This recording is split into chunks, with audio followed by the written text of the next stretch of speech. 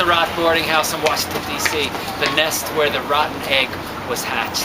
Also to be remembered, Louis Payne knocked on the door here. Agents were interviewing Mary Surratt.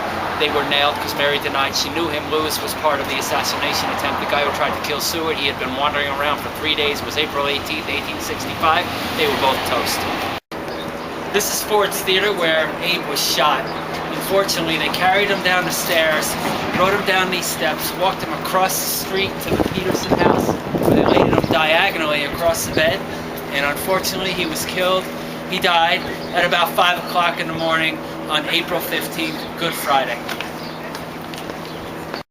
In Lincoln's day, he was considered a very, very tall man. I'm 6'2". Look at this. People were a lot shorter then.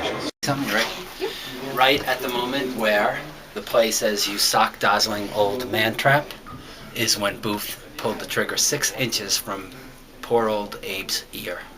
And then, of course, he wrestled with Major Rathbone with the knife, and that was it.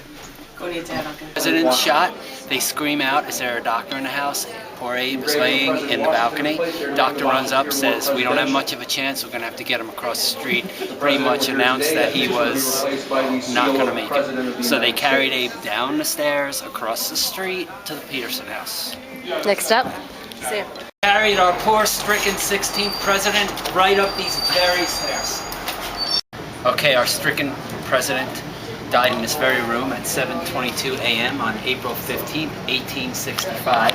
Gasped his last breath with his cabinet surrounding him.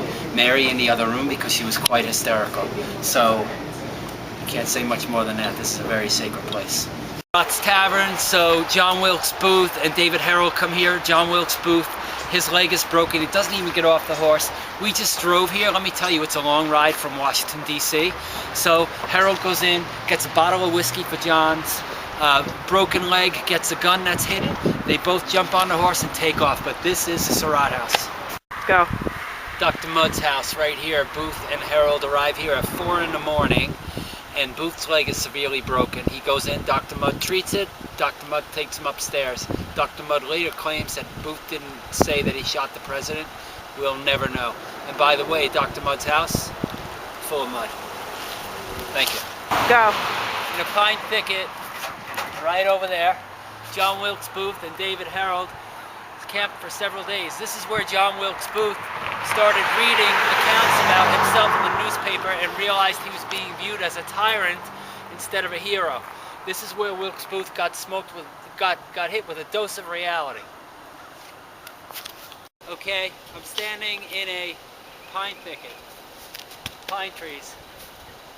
Tough life for those guys, but you know what? They deserved it. Home of Thomas A. Jones, who was the guy who hid Booth and Harold in the pine thicket, tended to them for several days while they hid in the pine thicket, brought newspapers to Booth, where Booth recognized that he was the tyrant that he was.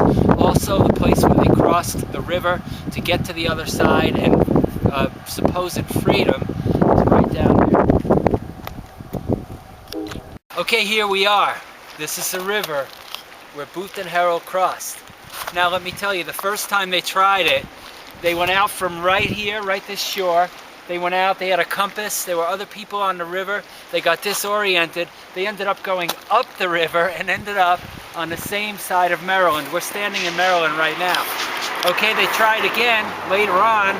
They got in, they ended up in the boat again, and this time they succeeded. That is Virginia. Look down there, beyond that bridge to the right is where they ended up landing. The other side in Virginia. Here you are. Pretty big river, by the way. Very, very far. Thanks. Okay, Mrs. Quisenberry, we think her name was. Definitely know it began with a Q. This is where John Wilkes Booth and David Harold landed. They knocked on the door of this house. Mrs. Q told them to get lost. She couldn't help them. This is where they landed. From here, of course, the Potomac, right there. And they made it. From here, we're going to go to Garrett's farm. Port Royal, where Booth and Harold, accompanied by 3 Confederate soldiers, Willie Jett, Mortimer Bainbridge Rubbles, Bainbridge Mortimer, the 3 of them knocked on the door here. at this house, which is called the Burnborough Peyton House. Booth actually relaxed in the lobby of that house. The woman, her husband wasn't home. She thought about it. She was going to help them. Then she decided, because her husband wasn't home, she sent them on their way to Garrett's farm. And this is where David Harold and Booth went. Willie Jet, Mortimer, Bainbridge, Rubble, Bainbridge, Mortimer. We're all here. Grandest house in Port Royal. We've now traveled over 65 miles. And we've tracked them over 13 days. This is it, folks. The end of the road. It's been a long day. But let me tell you something. The house was right over there. We're going to go over there in a second. You have to use your imagination because it's nothing but woods now. But picture John Wilkes Booth getting shot in the neck, stumbling out of a burning barn, and being paralyzed from the neck down and dying a slow, painful death. Very, very sad day for the world because of what he did. Not sad that he died, but sad what he did to Lincoln. Anyway, here it is. Over there, we'll go there next to where the house was, and we'll go from there.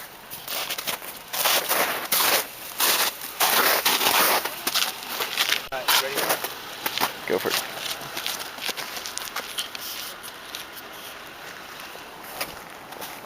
Okay. Good job. Okay. The Garrett, you filming? Mm-hmm. The Garrett farmhouse right behind us here. The barn separate from the house. Barn goes up in flames. Soldier Boston shoots him inside, and they get him, they carry him out, and he dies on the porch of the house, which was in the woods over here. Okay, this is it. This was produced and written by Dan, Maura, Erin, Mikey, and Mary. And here we are. 13 days condensed into 6 hours. Anyone can do this. I recommend you do it.